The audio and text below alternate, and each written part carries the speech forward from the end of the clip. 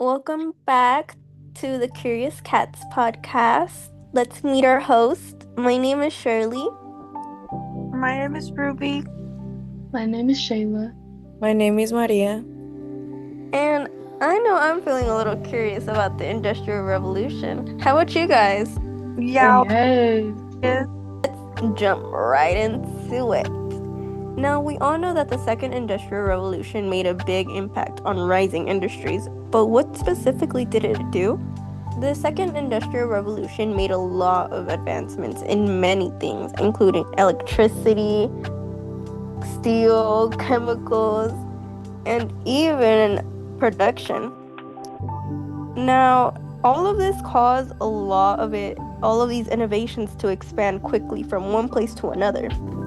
Yeah, I agree with that. Innovations in transportation and communication, like railroads, steam powered locomotives that made transportation of goods and people fast, caused migration from the westward expansion in the United States, people moving from the east to the west to find new jobs, and it caused external migration by connecting to other countries through trading, connecting producers to consumers. So another innovation were the steamships, vessels that are powered by steam engines that improve maritime travel, and it caused a lot of external migrations like the expansion of colonial empires. The steamships let European nations transport troops and supplies to other territories like Africa or the Americas. Also, it caused global communication now that news could be transmitted across long distances, just like the telegraph. The telegraph it was a Morse code system that made communication more easily. Something that relates to some of these innovations would be how it was fueled. Like electricity was used a lot during this time, and it became more prominent specifically in 1882, where Thomas Edison invented a whole new system of like street lights, and it helped many factories run later instead of like immediately shutting down once it became dark. But the industry kept growing, and many of these things, like the steam engines, actually ended up being replaced by some electricity. The steel industry, it also grew a lot since more of these things required more and more steel to be able to build train tracks, bridges, and even to create more machinery that for the trains, for example, the locomotives. So, do you guys think like these new inventions that were going on at the time really transform our society? Yeah, I think it caused a lot of migration. Like 20% of the population in Europe were moving to the Americas and Australia and South Africa using railroads and steamships just to find jobs during this industrial revolution. Wait, but Ruby, I heard you know some stuff about the spread of Industrial Revolution, especially in the United States and Russia. Can you explain on that? Industrialization in the United States was much faster, and this was because the government stability and also because they had a democracy. New opportunities and businesses were arising and starting to take off. They also had a lot of foreign investment coming in, plenty of natural resources, and a growing market, which helped the US become the world's industrial power by 1914, producing 36% of the world's manufactured goods. One of the main things here was that the US also encouraged their people to establish businesses by passing down laws and encouraging individuals to migrate from farms into cities and work in factories, kind of what Shirley and Valentina talked about in their topic. Also, the industrialization in the United States was more successful because of the type of government that they had at the time. Russia at this time was having an absolute monarchy, and that was ruled by Tsar, and they were having a lot of government intervention. So this was a really big difficulty. He controlled much of the industrial revolution and didn't allow individuals to have a say in this evolution. So this was the very reason why the Industrial Revolution wasn't very successful here in Russia. I'm not going to say that it didn't transform or help, increase the standard of living in Russia, but it wasn't such a lasting impact like in the US. Similarly, the Asian states also had something similar. In the Ottoman Empire, that the Industrial Revolution didn't really impact it as much as it did in the United States. Well, specifically because the Ottoman didn't really want to adapt to any like European concepts of industrialization. But at the end, they ended up like actually adapting to it, because just imagine yourself like you're in a war, right? And you're fighting with horses and swords, and then all of a sudden somebody pulls up with a gun. Yeah. They could shoot faster, and they could they could kill you faster. Yeah, I find the same thing with the Qing Empire because they resisted at first because they viewed it as a threat to the way they've been living for hundreds of thousands of years. They did this by isolating themselves by making new policies which restricted European merchants to go and trade with them. Because of this, the resistance set them back, and when they went to fight with Britain had an advantage over them, which led them to finally decide to step up their game, but when they did, it was too late. The empire fell.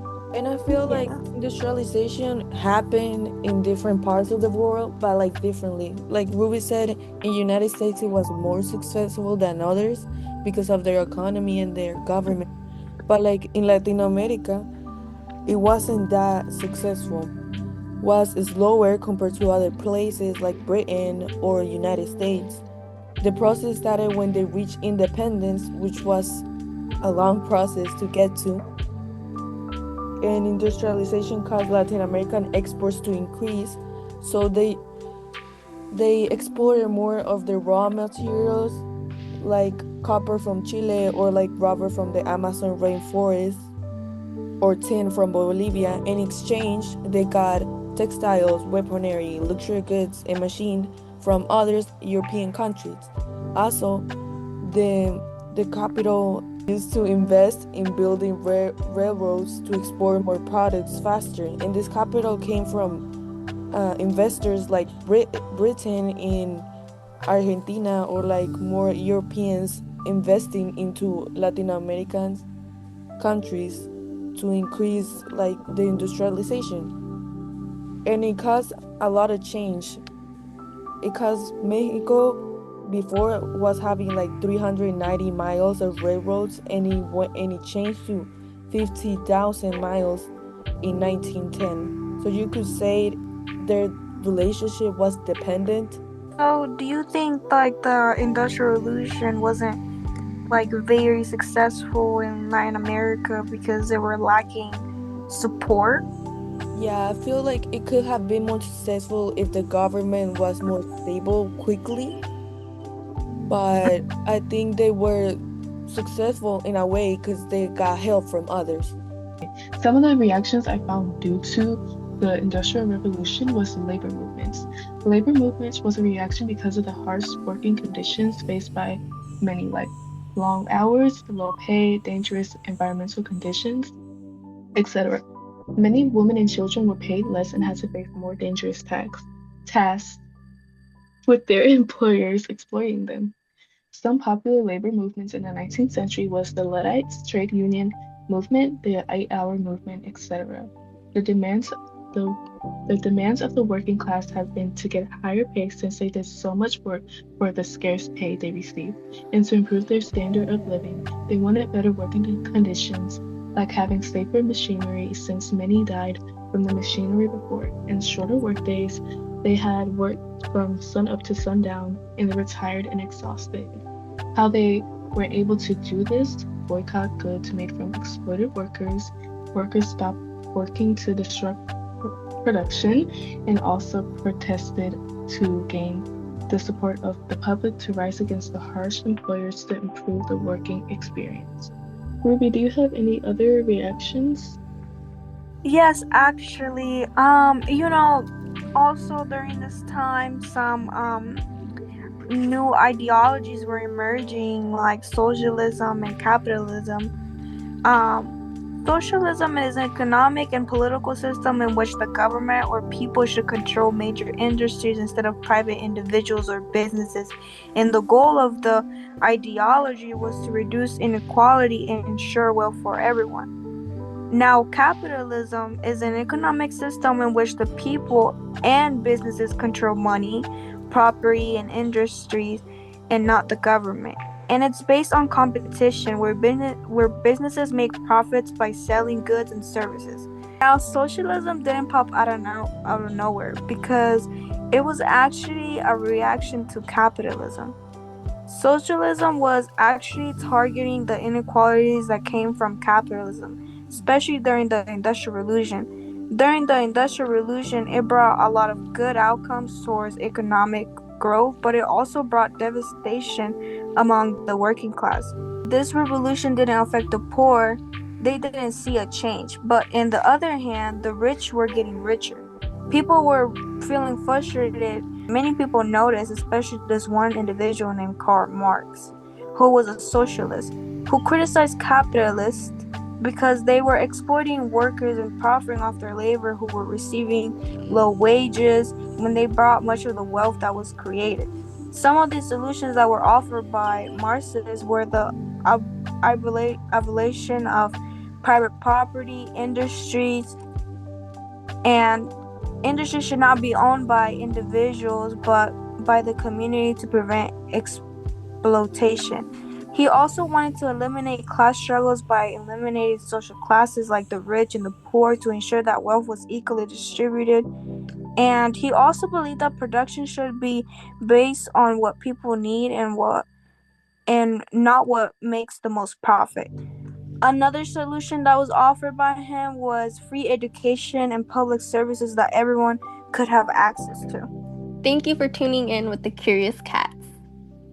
And we'll definitely be back tomorrow with another curious topic. Thank you for watching today's episode. Bye Bye. bye. Bye. Bye.